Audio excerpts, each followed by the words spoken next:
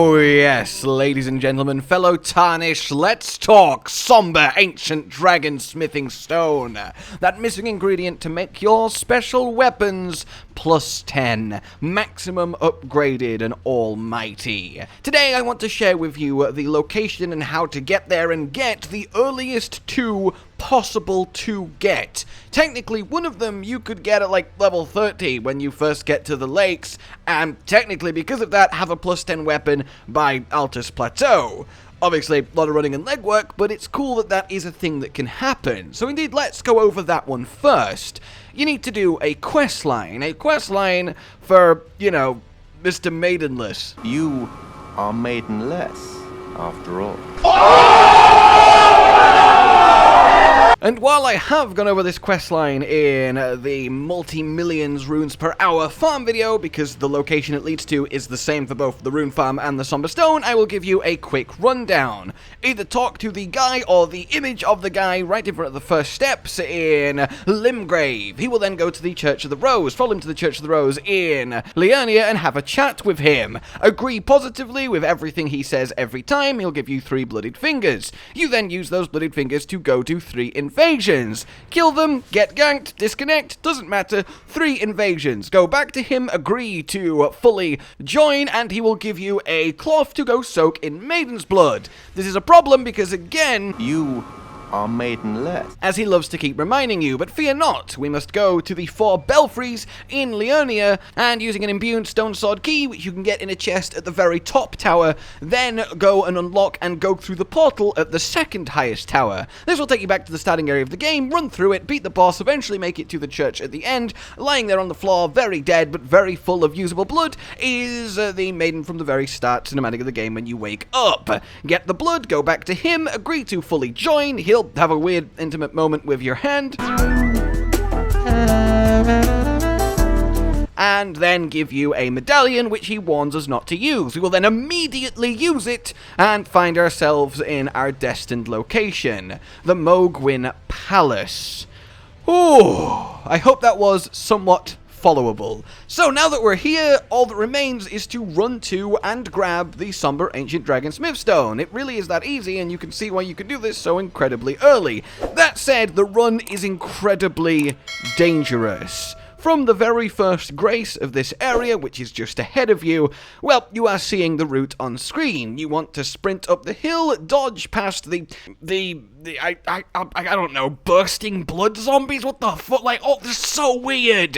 As they lunge at you, hop over the giant mass of blood, head into the cave, pop yourself up a light source, because it's very dark in here, follow it round, ignore the sound of something emerging from a pool of blood, because it is a nightmarishly powerful enemy that will one-shot you at this stage, keep sprinting past all the graves, sprint up, exit the cave, grab another Site of Grace, and probably rest, because again, you have death on your heels. Now we are here. Just a bit ahead of you is, let's call it a congregation. Now, the chest that they're all in front of is our target. So you're probably going to have to die twice for this if you're not powerful enough to clear them out. Run up first, open the chest, die. Run up second time, grab the item, and then, yeah, also die. Obviously, you can just clear them slowly if you feel able to, and then grab the chest at your leisure. But in any case, that is your very first Somber Ancient Dragon Smithstone, which is incredibly cool to have. Now then, let's move on to the second Somber Ancient Dragon Smithstone that you can grab. This is also a questline, and warning, it's a very easily missable questline. It's also a bit much, a lot later game than the first one, but still, as I say, technically the earliest, at least that we're aware of. So, step 1 is head to the village of the Albinurics, or the Knickknacks, as I like to call them. You get there from just riding out into the water above it and heading towards the mountain, and it's just a huge cave hollowed out that you run in, run up the slope, get your first grace, and you're here. Pretty simple stuff. From that grace, if you just head up the slope, on your right, there will be a very not suspicious at all pot.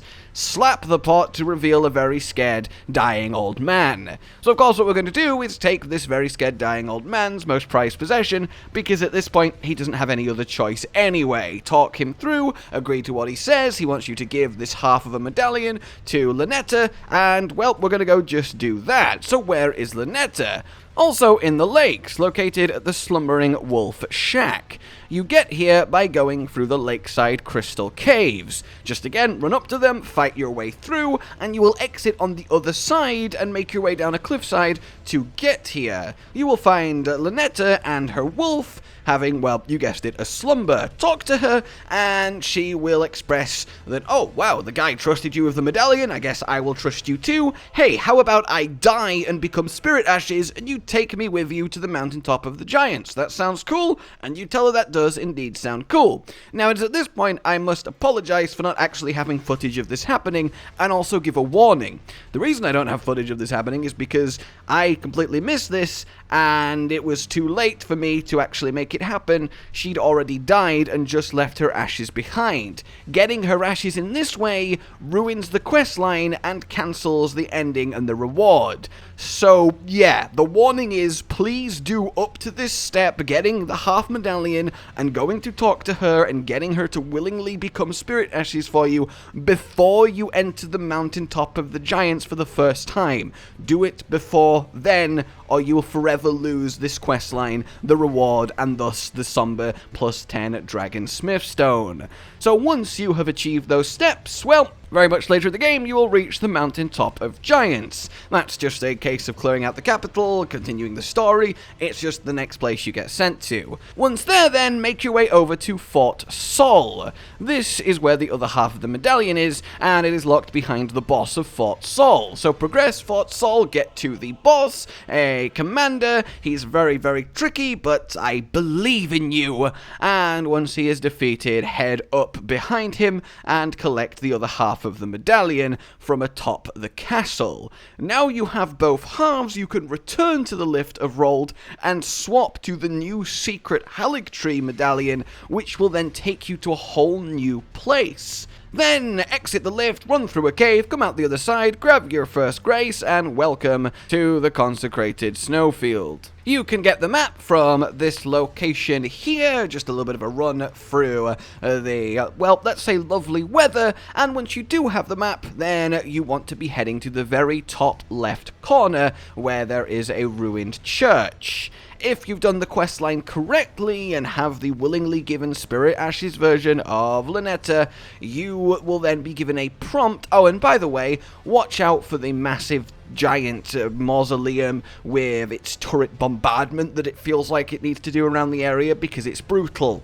But once you get in there, you'll see there is quite the giant slumped against the wall. If you walk up to her and you've done it correctly, there will be an option to summon Latenna, and then she'll have a chat. The reward then for this moment, for bringing her here, for summoning her, is your +10 Somber Dragon Smith Stone. Sadly, again, as I messed up this quest, and really am trying to warn you guys not to do so, I don't have footage for it. But I have found, courtesy of Manu Games at 92, a clip of it actually being completed correctly, and the Somber Smith Stone happening. And indeed, if you would like to watch his perspective on the quest happening correctly, I will give that a link down below too. But yeah, there you essentially have it. The two easiest, earliest, +10 Somber Smith Stones you can get. You will get a lot more, by a lot I mean about 6-7 more, but they are primarily located in the two ultra endgame areas of Farum Azula and the Haligtree itself, and you'll just walk across them quite easily. And as they're both super endgame, the need for these stones will have definitely lessened by then. Though if you would like us to go over the locations of each in those areas, do let me know. Today was really focused on getting them the soonest and fastest it is possible to get them.